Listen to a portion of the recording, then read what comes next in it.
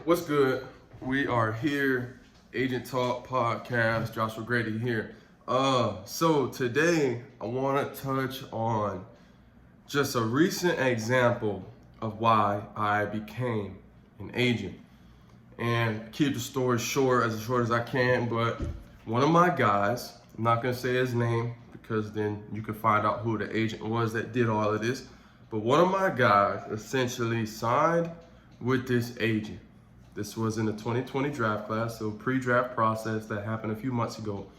Signs with this agent, okay?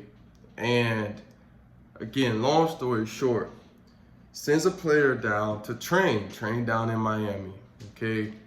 As an agent, you are responsible to pay for your players' training as they get ready for the combine, for a pro day, it's just a part of the thing. Not a cheap, venture. Can be anywhere between 6,000, 25,000, depending on the guy, depending on where you send him and what you agree to pay. One of my guys I ended up signed him late, and if you've listened to the podcast, you should already kind of know who I'm talking about. But the agent that he was with before me sent him down to Miami to train with one of the more notable trainers, in the country. Good dude who I respect. Long story short, this man sent him down to train and never paid the bill. I've talked with the trainer. He sent this agent this invoice. Maybe this was in February.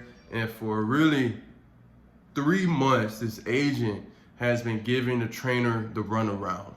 Okay? Has not paid. Credit card has gotten declined. Claims he didn't get an invoice. Whatever it might be. And you fast forward, it's now the middle of June. You're supposed to pay for training before the individual even starts training. To me, that's just good business.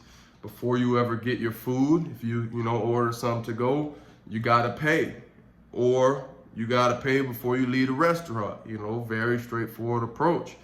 But for whatever reason, this individual was just delaying in payment. And in all actuality, what he wanted to do was wait to see if said individual made a team before ever fronting the bill. The training bill ended up being about $8,500 for training, housing, whatever it could be. So, a good amount of money on the cheaper end, if I'm being honest about, training expenses. But long story short, again, this agent doesn't pay the bill, never pays it. And again, it's the middle of June and this bill is still unpaid. Player fires agent because for a variety of reasons, this agent just is not doing what he needs to do. If he's not willing to pay the bill, there's probably other areas that he was slacking in regards to representing said client who is now signed with us.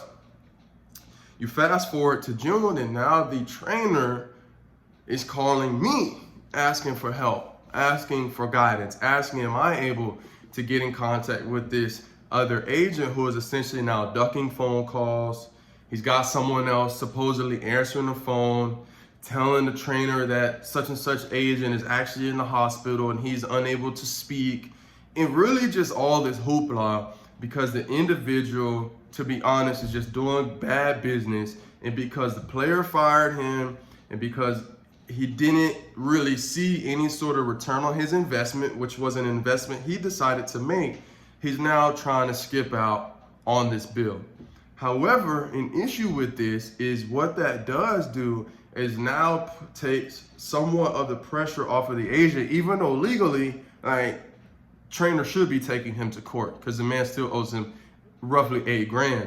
But now the player, my player, is now gonna have to face this bill because his agent that he had that sent him down there did not pay the bill. And this to me is just an example of why I became an agent.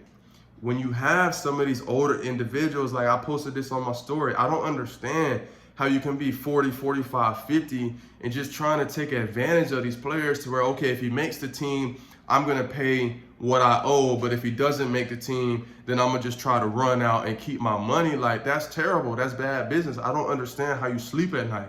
I don't understand, and again, talking with my guy and just about his interactions with said agent, I just don't understand, again, like how you're this older man and you just doing these 21, 22-year-olds dirty. Like, I don't understand, but again, it's nothing new. It's something I realized early on. I really did. Like, it's anybody that knows my story knows I believe this with my whole heart. The majority of agents do the bare minimum. The majority of agents see these players not as people, not as young men, but just as a check. That's it. They see a dollar sign, they see a draft round, they see a second contract, but they don't see the human that's under the helmet. And to me, it's just sad. It really is sad. There are just sad men out here that are agents that are just not doing good business. And I don't understand it. I cannot fathom how you sleep at night knowing that you're running away from a bill that you signed an agreement to pay.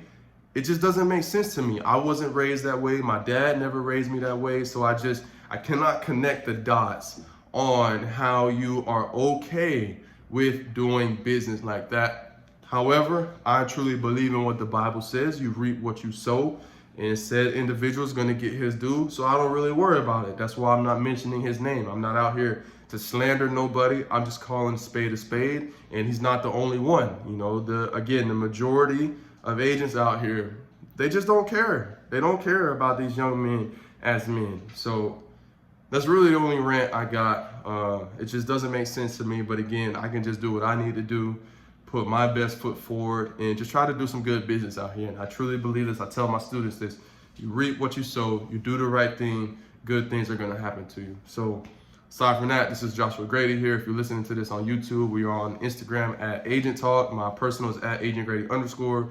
If you're listening to this on an audio platform, subscribe please, but also hit up the YouTube channel, whatever it might be. As always, anybody got any questions, comments, feel free, hit me up. And aside from that, I'm out.